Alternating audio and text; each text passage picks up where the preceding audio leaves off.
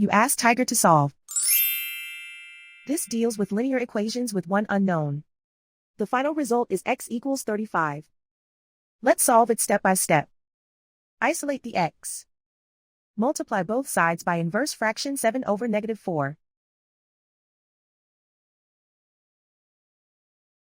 Move the negative sign from the denominator to the numerator. Group like terms. Multiply the coefficients.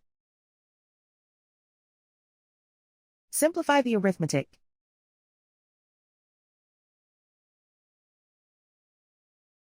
Move the negative sign from the denominator to the numerator. Multiply the fractions. Simplify the arithmetic. And so the final result is x equals 35.